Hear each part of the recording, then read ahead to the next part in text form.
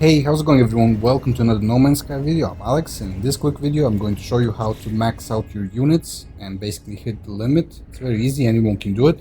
So the first thing you need to do is you need to go to, you need to go to a planet and collect buried technology modules, then go to the space anomaly, and we need to get some technologies and upgrades. And here in the Starship upgrades, you need to get at least cadmium drive, emerald, or ideally indium, because that's what we'll be farming via our base. And when you have the indium drive in your starship, you don't need the other two, you can deconstruct them. This one can take you everywhere. But if you just want to do cadmium or emerald, then you can do that as well. So that's what we need in terms of our starship upgrades. Now, construction research, all this stuff you don't really need it, but what you do need is you need the storage areas.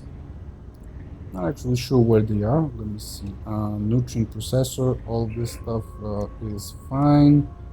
I would actually get all this, but get the storage one. You need some storage because you will be buying a lot of materials.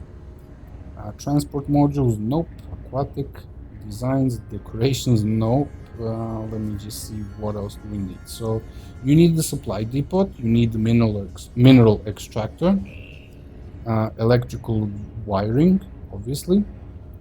You need the supply pipe and supply depot, gas extractor. You don't actually need that, but you do need, you'll have to get this, you can get this. You need the batteries. You should also get solar panels in case you need to supplement. Well, actually you have to get it because you also have to get electromagnetic generator. So basically get all of this stuff from the industrial modules for the base. You need to get those salvage data. That's basically when you use the terrain manipulator to uncover them from any planet. They're very common, you can just find them anywhere. So get all the industrial stuff, get the storage. Agricultural, you don't need any of this stuff. You can get some basic construction stuff as well if you want to hide your base a little bit, and because the FPS can kind of tank if you have a lot of stuff.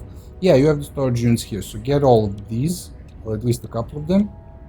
And that's about it. You don't need anything else here. Now this guy for exosuit, you don't really need that stuff. Now when it comes to your exosuit, if you can get some extra storage, cargo technology, starship, the more storage you have the better. But you can get away with just constructing the storage units in your base, so you don't really have to have that maxed out. And you should also have like 5-6 million units, like a starting capital, so you can buy stuff, because we will be buying a lot of stuff and constructing all of stuff. So that's what we need.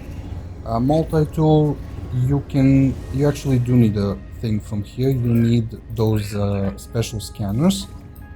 So let me just see if I can find a mining beam, waveform, optical drill.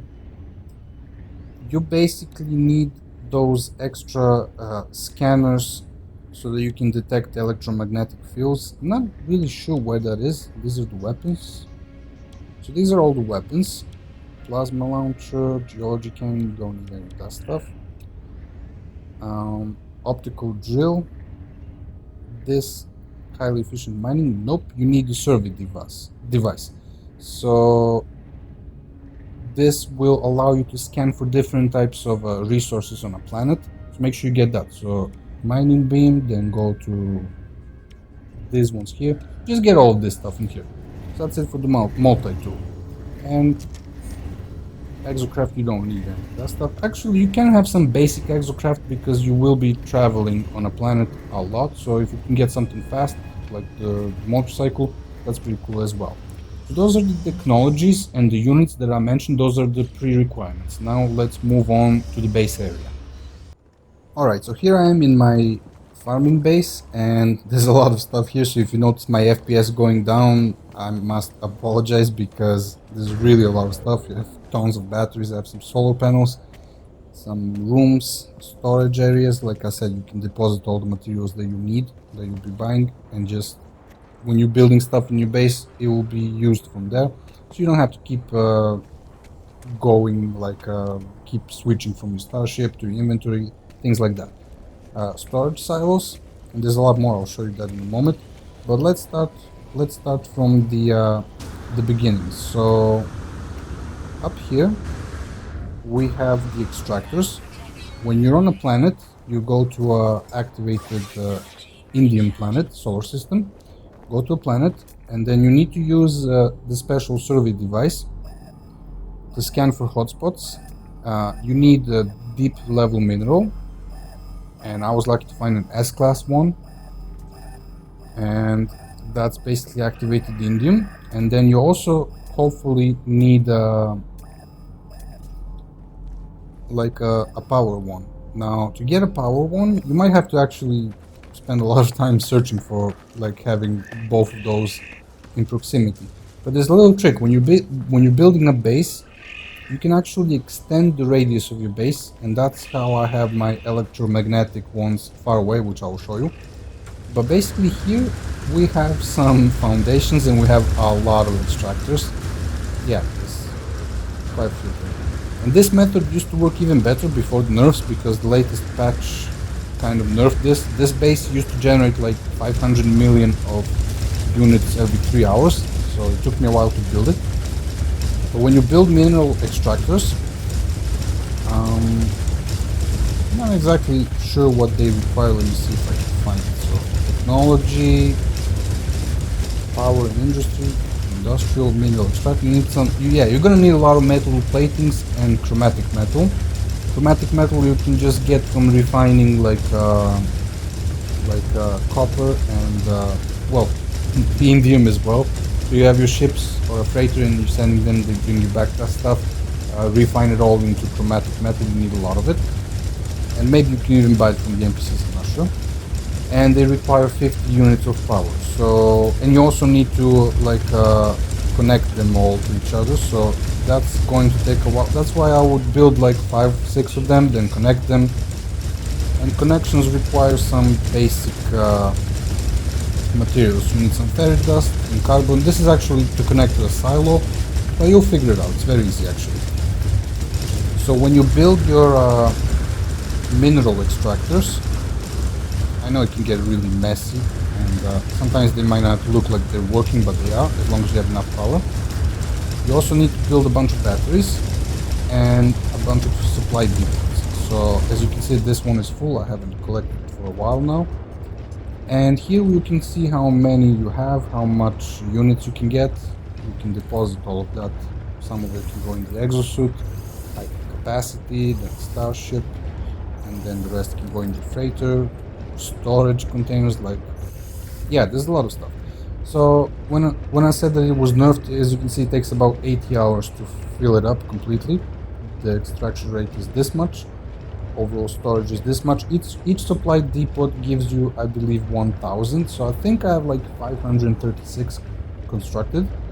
And this used to work much better. It was like 3 hours until it got full, but there were some nerfs. So yeah, that's just the way it is. But you can build this with a friend or a couple of friends. You don't have to do it alone. Spend one day researching technologies, then another day building extractors, connecting them. And then you need a lot of batteries. Now I would use batteries to extend the radius of my base. And you can see all this stuff here, how much usage, how much you have available, how much it's being used by the extractors, power storage. So I would say just construct a bunch of them. And I have all of that all the way there. So I'm just gonna go travel there real quick. Alright, so here we are at the electromagnetic field. As you can see, I also have a lot of them here, plus some solar panels. And you also need to connect them all to each other. So there's some bug, I actually can't build anymore here. Maybe I hit some limits. But basically, it doesn't really matter, like the field strength can be, if you're lucky, get an S-class, that's great, but probably not gonna be able to find both activated indium and a power 1 S-class, maybe if you get really lucky, but I wouldn't spend that much time looking for it because it's probably very rare. So if you find anything, in this case a C-class, and just build a bunch of them, connect them all to each other. And then the way that I got to this place in the first place is by building batteries. So I have one battery here, connect all of them to each other, and then connect one of them to the battery. And then you just go there and you build more batteries all the way to your base, which is very far away. As you can see, like 700 distance, 700 units. so that's gonna take me a while to get back, so just a moment. Alright, so here we are a bit closer to the base now. As you can see, batteries are like everywhere. You just connect all the batteries to each other. And then we have the main area where we have even more batteries. But I basically used batteries to extend the range of the base. I have my little platform there for the ship. Here we have some extra solar panels, which I actually constructed prior to constructing everything else, because I didn't know there was a electromagnetic field. So I was actually going to do all of this with solar panels, which is very inefficient, and my FPS is completely tanked here. So one of the tricks that you can do is, if you go to options, you can go to graphics options and put base complexity to low. That should help a little bit. So you won't be able to see everything, but yeah, as you can see, the FPS is much better now. And here I have a bunch of supply depots, and you have to connect them all to each other as well. So yeah, there will be a lot of connections that you have to make. That's probably going to take as much time as just building stuff. But what you can do, this is my base computer, what you can do is dig a big hole in the ground and just construct a bunch of them underground. This should help you with FPS a little bit, and you have to connect them obviously. So yeah, that's going to take a long time. So I would say probably like build like 50, 100 a day, maybe 40, 50, something like that. Then go play, come back, build a little bit more. Like, you don't have to do this all in one day. This is a lot of work. It will take many hours going back, crafting metal platings, getting all the materials that you need. And actually there's a lot more of them here, but I don't think they're showing right now, so let's take a look. Yeah, there's a lot more. They're all popping into existence now. As you can see, that's me just building, like, yeah, there's even more. I don't even know how many, like 500 at least, maybe more. And you can just build them all, connect them all, and yeah, it's a lot of work, but it's worth it, because you can do this in like 2-3 days, and then you'll never worry about units again. Now it's a shame that it's maxed out at 4.3 billion, so if it was maxed out, you get like 1 trillion units easily. But yeah, that's how it is. So I'm not going to make this video any longer than it has to be. Instead, if you have any questions, feel free to let me know. I'll be happy to answer any questions you might have. And yeah, that's about it. Subscribe, take a look at the playlist in the description. If you don't have No Man's Sky, I have my little ref link where you can get it cheaply. Have some fun. It's an awesome game nowadays. Much better than it was before. And it's always getting updates, so it's worth it. So yeah, thanks for watching, guys, and have a great day.